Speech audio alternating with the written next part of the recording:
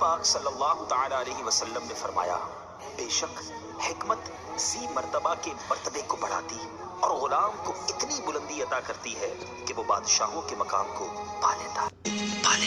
بسم اللہ الرحمن الرحیم۔ امام اہل سنت، مجدد دین و ملت، حامی سنت ماہی بدعت، الحاظ الحافظ القاری الشاہ امام احمد رضا خان علیہ رحمۃ الرحمن کی ذات محتاج تعارف نہیں۔ آپ رحمۃ اللہ تعالی علیہ کی شخصیت ہمہ جہت شخصیت تھی۔ حضور سیدی اعلیٰ حضرت رحمۃ اللہ تعالی علیہ جدید تحقیق کے مطابق تقریباً 105 علوم و فنون پر ماہر تھے۔ تقریباً 105 علوم و فنون پر آپ کو مہارت تامہ حاصل تھی۔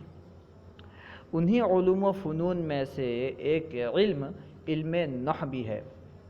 اگر آپ فتاوی رضویہ کا بغور مطالعہ کریں گے تو آپ متعدد جگہ علم نحو کی اصطلاحات، علم نحو کے قواعد وغیرہ پائیں گے۔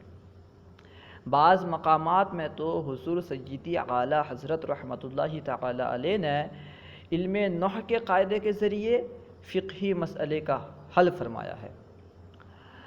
ایک مرتبہ حضور سیدی اعلیٰ حضرت رحمۃ اللہ تعالی علیہ سے سوال ہوا کہ اگر چند آدمیوں نے کسی سے کہا کہ تو اپنی بیوی کو طلاق دے دے، چند آدمیوں نے کسی سے کہا کہ تو اپنی بیوی کو طلاق دے دے، اور جس سے کہا گیا کہ تو اپنی بیوی کو طلاق دے دے اس نے بغیر نیت کے نعم کہہ دیا، اس کی زبان سے بغیر نیت کے ہاں کے الفاظ نکل گئے، تو اس کی بیوی پر طلاق واقع ہوگی یا نہیں؟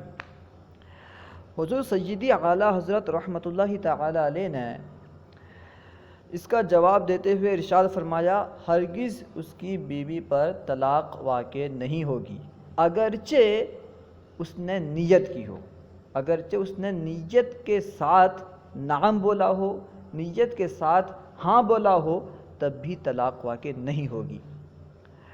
اور آپ رحمۃ اللہ تعالی علیہ لفظ نعم کی تحقیق فرماتے ہوئے فرماتے ہیں کہ نعم دو معنی کے لیے استعمال ہوتا ہے۔ آپ جانتے ہیں کہ نعم حروف ایجاب میں سے ایک حرف ہے جس کا ترجمہ ہم اردو میں ہاں کرتے ہیں، تو حضور اعلیٰ حضرت رحمۃ اللہ تعالی علیہ فرماتے ہیں نعم یعنی جو ہاں ہے یہ دو معنی کے لیے استعمال ہوتا ہے، ایک ہے وعدہ اور ایک ہے تصدیق۔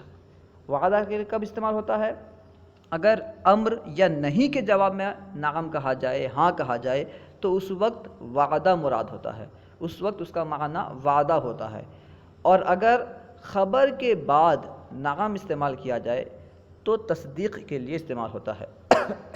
تو یہاں پہ کیونکہ امر کے بعد نعم استعمال ہوا ہے، امر کے بعد ہاں کہا گیا ہے، اس لیے یہ وعدہ ہے، یعنی ہاں میں طلاق دے دوں گا، طلاق نہیں ہے، ٹھیک ہے، اس لیے یہاں پہ طلاق واقع نہیں ہوگی۔ اور اگر خبر کے بعد نعم واقع ہو تو پھر تصدیق کے لیے ہوگا۔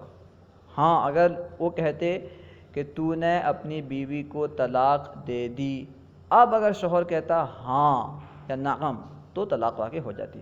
حضور سیدی اعلیٰ حضرت رحمۃ اللہ تعالی علیہ جس طرح دیگر علوم و فنون پر ماہر تھے، اسی طرح آپ رحمۃ اللہ تعالی علیہ علم نحو میں بھی ماہر تھے۔ آپ اس سے اندازہ لگا سکتے ہیں کہ ایک حرف حروف ایجاب میں سے ایک حرف نعم ہے، آپ رحمۃ اللہ تعالی علیہ اس کی کتنی اچھی تحقیق فرما کے جواب دے رہے ہیں کہ نعم جو ہے یہ دو معنی کے لیے استعمال ہوتا ہے، ایک ہے وعدہ اور ایک ہے تصدیق۔ وعدہ کے لیے کب استعمال ہوگا؟ امر یا نہیں کے بعد اگر نعم بولا جائے، ہاں بولا جائے تو یہ وعدہ کے لیے استعمال ہوگا، اور اگر خبر کے بعد نعم بولا جائے تو پھر یہ تصدیق کے لیے ہوگا، ٹھیک ہے۔ اللہ و رسولہ اعلم۔